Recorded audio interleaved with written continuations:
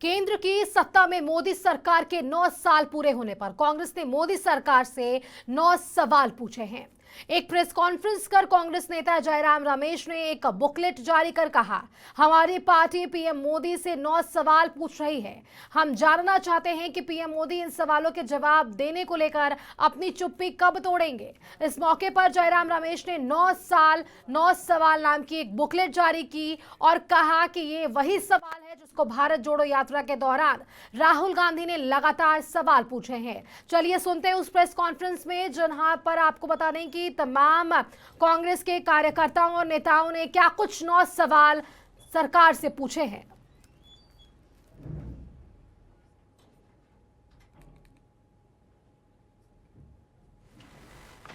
और ये है 9 साल 9 सवाल। 9 साल 9 सवाल। मैं ये 9 सवाल अब गिनूंगा, दोहराऊंगा और यही मांग करूंगा कि ये 9 सवालों पर प्रधानमंत्री अपनी चुप्पी तोड़े। पहला सवाल अर्थव्यवस्था से संबंधित है। हम लोग सब जानते हैं कि हमारी देश पीड़ित है महंगाई से, बढ़ती हुई बेरोजगारी से, नोटबंदी से, पहला नोटबंदी, दूसरा नोटबंदी, गलत तरीके से जीएसटी लागू होने के बाद जो एमएसएमई खत्म, और इसका पूरा और हमें देखने को मिल रहा है। आर्थिक विषमताएं बढ़ती हैं, आर्थिक विषमताएं बढ़ती हैं। पहला है, क्यों है प्रधानमंत्री देश में बेरोजगारी छू रही है? क्यों अमीर हो रहे हैं और गरीब हो रहे हैं? सार्वजनिक संपत्तियों को आप क्यों मित्रों को बेच रहे हैं? आर्थिक विषमताओं क्यों बढ़ रही हैं? तो ये पहला सवाल अर्थव्यवस्था से जुड़ा हुआ है और खास तौर से बढ़ती हुई आर्थिक विषमताओं के संबंध में है। दूसरा सवाल कृषि और किसान से संबंधित है, कृषि और किसान से जुड़ा हुआ है। ऐसा क्यों है प्रधानमंत्री जी कि पिछले 9 सालों में भी किसानों की आय 2 गुनी नहीं हुई है? ये उनका वादा था, ये वादा अभी तक पूरा नहीं हो पाया। 3 काले कृषि कानूनों को रद्द करते समय किसान संगठनों के साथ हुए समझौतों को अभी तक लागू क्यों नहीं किया गया है? एमएसपी की गारंटी क्यों नहीं दी गई? इस पर बहुत लंबी चर्चा हुई है। पहले किसान संगठनों के साथ सरकार की बातचीत हुई, संसद में भी इस पर बहस हुई, ये काले कानून पारित हुए। उसके बाद मजबूरी से प्रधानमंत्री ने इसको वापस लेना पड़ा। तब के समय कुछ बातचीत हुई किसान संगठनों के साथ, और आज भी रद्द करते वक्त जो वादे किए गए थे, जो गारंटी दिए थे, आज तक वो पूरे नहीं हुए हैं। तीसरा सवाल प्रधानमंत्री से, ये तीसरा सवाल पिछले 3-4 महीने से हम कर रहे हैं। खास तौर से मित्रवादी पूंजीवाद का मिसाल जो हमें देखने को मिल रहा है, रोज कुछ ना कुछ मोनानी कहानी जो हमें उसको अखबारों में, टीवी में, मीडिया में, कई माध्यमों से हमें जानकारी मिलती रहती है। ऐसा क्यों है प्रधानमंत्री कि अडानी को फायदा पहुंचाने के लिए एलआईसी और एसबीआई में जमा जनता के खून पसीनों की कमाई को दांव पर दिया गया है? भ्रष्टाचार को खत्म करने की बात करने वाले प्रधानमंत्री इस पर जवाब क्यों नहीं देते कि अडानी की फर्जी कंपनियों में, शेल कंपनियों में, फर्जी कंपनियों में 20,000 करोड़ रुपए किसके हैं? इस पर आप जानते हैं हमने 100 सवाल, हम अडानी के हैं कौन श्रृंखला में हमने 100 सवाल पूछे हैं, उसका एक भी जवाब नहीं आया है। और अभी ये प्रचार किया जा रहा है कि सुप्रीम कोर्ट से एक क्लीन चिट मिला है। ये बिल्कुल क्लीन चिट नहीं है, ये भी साबित हो गया है। और भी सवाल उठते हैं, और खास तौर से ये फर्जी कंपनियों से जुड़े हुए हैं, और ये 20,000 करोड़ रुपया किसका है। चौथा सवाल भी राहुल जी ने बार बार भारत जोड़ो यात्रा के समय उठाया था, हमने भी उठाए हैं, बार बार हम उठाते रहते हैं। ये आंतरिक सुरक्षा से संबंधित है और खास तौर से चीन से जुड़ा हुआ है। जो 19 जून 2020 को प्रधानमंत्री ने चीन को क्लीन चिट दे दी, उसके वजह से हमें परेशानी भुगतनी पड़ी है। और हमारा इस संबंध में सवाल है, ऐसा क्यों है प्रधानमंत्री जी कि चीन को लाल आंख दिखाने की बात करने वाले आप उनको 2020 में क्लीन चिट दे दी, जबकि वो आज भी हमारी जमीन पर कब्जा करके बैठा है। पांचवा सवाल अभी आप देख रहे हैं मणिपुर में क्या हो रहा है, एक वो अभी नया मिसाल है। और भी राज्यों में ध्रुवीकरण फैलाया जा रहा है, हिंसा फैलाया जा रहा है। सामाजिक सद्भाव जो बिगड़ा है, सामाजिक सद्भावना जो बिगड़ा है, उस पर यह सवाल है, ऐसा क्यों है प्रधानमंत्री जी कि चुनावी फायदे के लिए जानबूझकर बंटवारे की राजनीति को हवा दी जा रही है और समाज में डर और माहौल बनाया जा रहा है। एक तरफ राजनीतिक विरोधियों के खिलाफ डर और धमकी, और दूसरी तरफ समाज में अलग अलग धर्म, अलग अलग जाति, अलग अलग भाषा, अलग अलग प्रांत में बंटवारे की राजनीति का उपयोग किया जा रहा है अपनी राजनीतिक मकसद के लिए।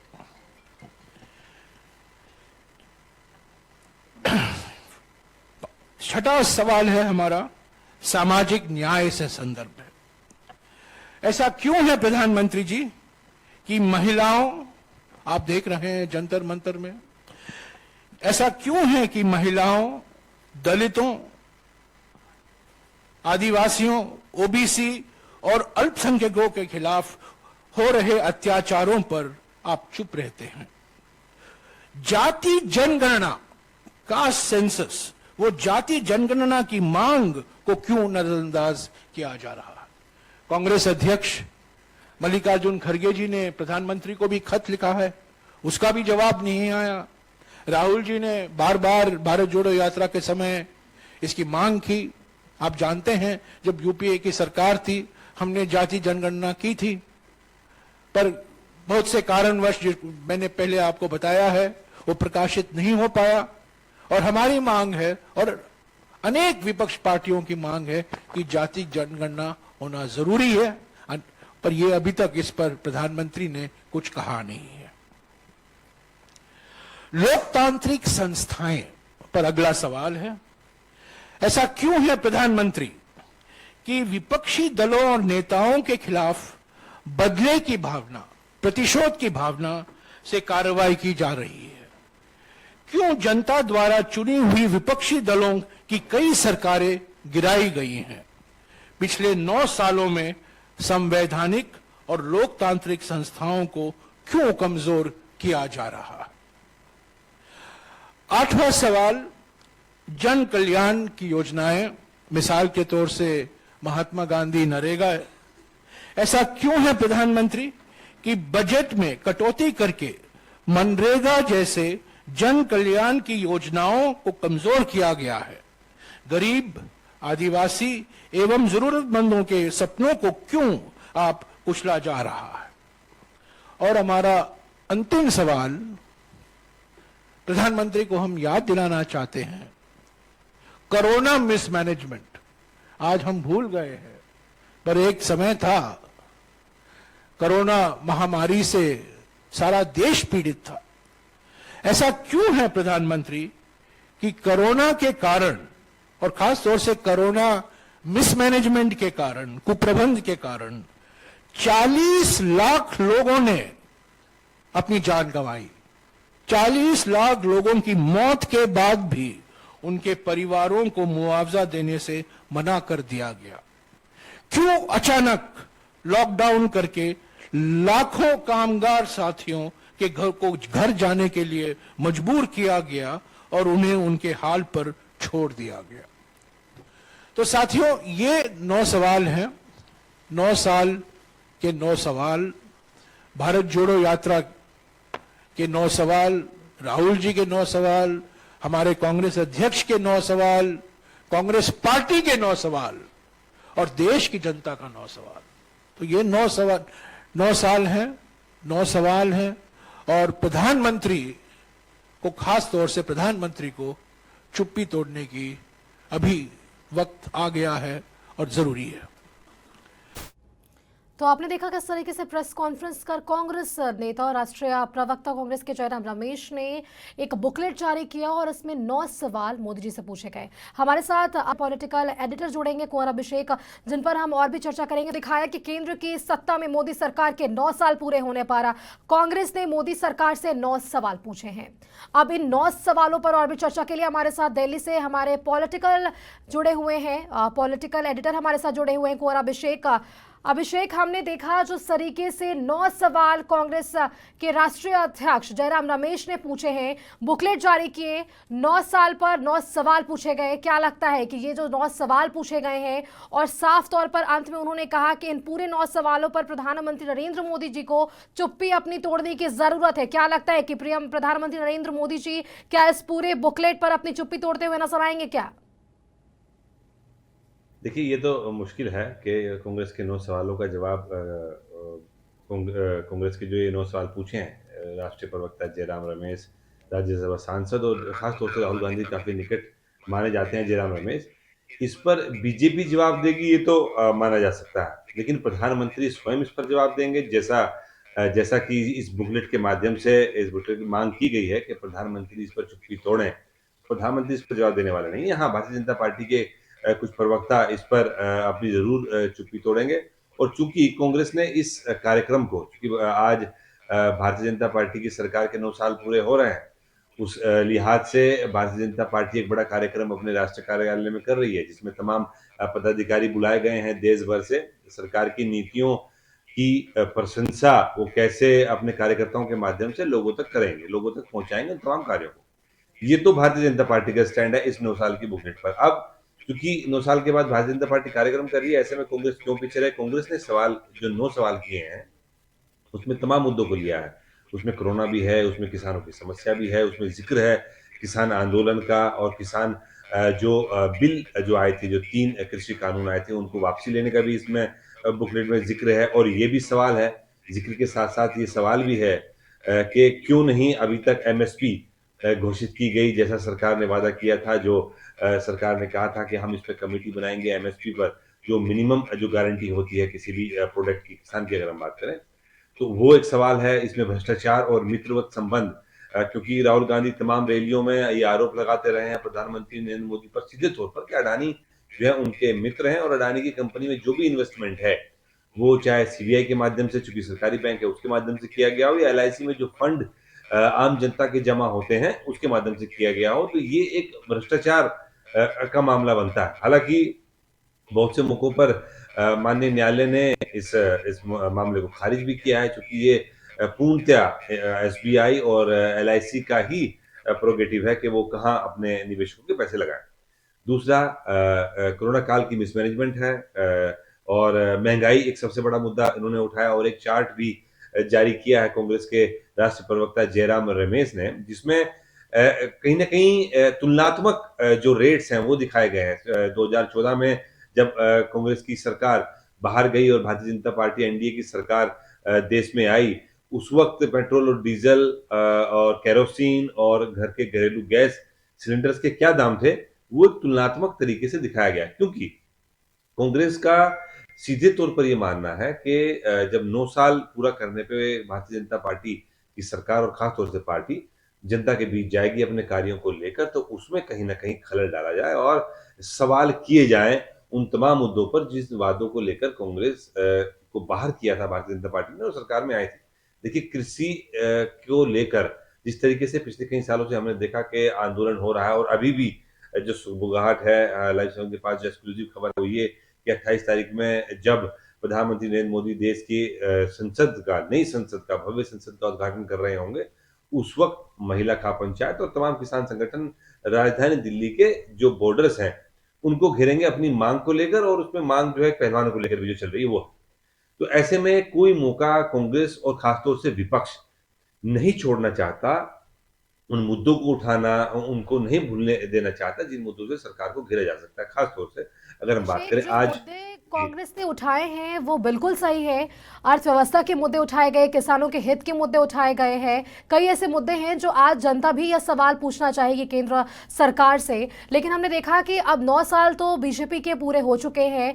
बीजेपी एक तरफ अपने बेमिसाल 9 साल को लेकर दिल्ली में एक भव्य कार्यक्रम का आयोजन किया जा रहा है, और दूसरी ओर एक तस्वीरें हैं जहां कांग्रेस जो विपक्षी पार्टी है एक बड़ा 9 सवाल पूछ रही है। क्या लगता है ये जो 9 सवाल पूछे गए हैं जनता हित के लिए है? क्या क्या लगता है कि ये जो सवाल पूछे गए हैं इसके जवाब आने से जनता को कहीं ना कहीं कुछ थोड़ी बहुत भी राहत मिलेगी क्या?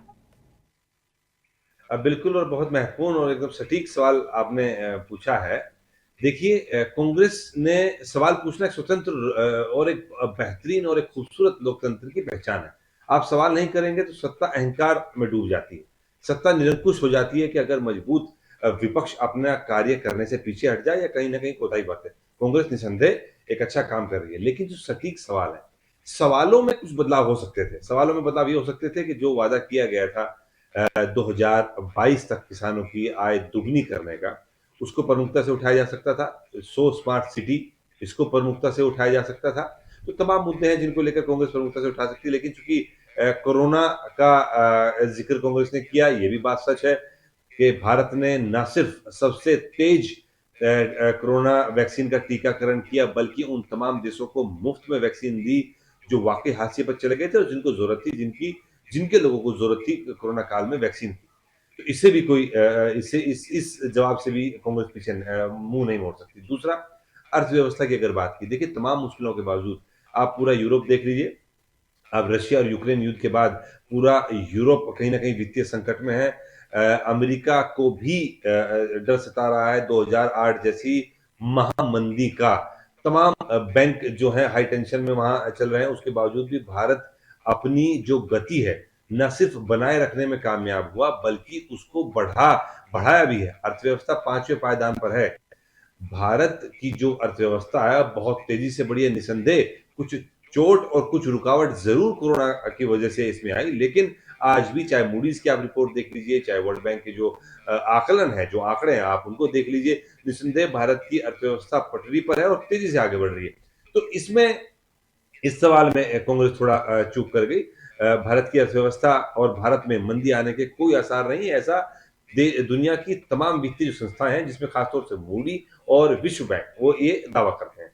दूसरा, भ्रष्टाचार के मुद्दे को लेकर घेरा है कांग्रेस ने, और ये बड़ा मुद्दा है क्योंकि ईडीआई और सीबीआई का जिस तरीके से भारतीय जनता पार्टी की सरकार के कालखंड में इस्तेमाल हुआ, उससे तमाम विपक्ष हलकान है, दुखी भी है, त्रस्त भी है, कई बार अपनी पीड़ा दिखाते भी हैं, कई बार पीड़ा छुपा भी लेते हैं। अब देखिए, जो आज नीति आयोग की बैठक हो रही है, उस बैठक में ममता बनर्जी, पंजाब के मुख्यमंत्री, निश्चित तौर पर जो अरविंद केजरीवाल कहेंगे वो वही करेंगे, वो नहीं आ रहे हैं। अरविंद केजरीवाल नहीं आ रहे हैं। उसमें बिहार से भी खबर है कि मुख्यमंत्री नहीं शामिल हो रहे हैं। कारण क्या?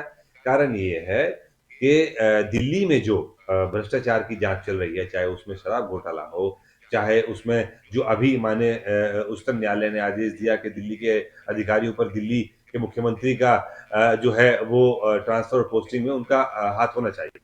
अब चूंकि 8 दिन के लिए सत्ता दिल्ली के पास रही और उसमें तमाम आरोप लग रहे हैं कि किस तरीके से शराब जांच की जो फाइल है और जो शराब जांच जो आईएएस अधिकारी कर रहे थे उनको हटाया गया, उनकी दफ्तर से फाइलें निकाली गई और फोटोस्टेट की गई। तो ये भी एक आरोप भारतीय जनता पार्टी की तरफ से है कि ये जांच को मोड़ने की कवायद है। और कहीं ना कहीं अरविंद केजरीवाल ने तमाम पिछले दिनों जो तमाम लोगों से मुलाकात की, जिसमें ममता बनर्जी भी थी, जिसमें उद्धव ठाकरे थे, जिसमें एनसीपी के नेता शरद पवार थे, जिसमें बिहार के मुख्यमंत्री और डिप्टी चीफ मिनिस्टर दोनों थे, तो उनका साथ कहीं ना कहीं अरविंद केजरीवाल को भ्रष्टाचार के मुद्दे पर मिल रहा है। क्योंकि जहां भी ईडी और सीबीआई छापा डालती है, जहां भी ईडी और सीबीआई और जांच करती है, तो तमाम विपक्ष के नेताओं से कुछ ना कुछ बरामद होता है और जानकारी मिलती है। मनीष सिसोदिया एक दिल्ली के उप मुख्यमंत्री, और 18 पोर्टफोलियो उनके पास थे, वो जेल में हैं। अभी हाल ही में सत्येंद्र जैन को स्वास्थ्य कारणों से जमानत मिली है, लेकिन कोर्ट ने उनको क्लीन चिट नहीं दी है। देखिए, जवाब देना पड़ेगा। तो भ्रष्टाचार के मुद्दे पर बीजेपी को घेरा है कांग्रेस ने इन तमाम सवालों के बीच में। और तो वो अभिषेक भी आपने कहीं ना कहीं। एकजुटता की चर्चा की है। विपक्षी एकजुटता पर हमने देखा कि बिहार के मुख्यमंत्री नीतीश कुमार लगातार बने हैं और तमाम राज्यों का वह दौरा भी कर रहे हैं।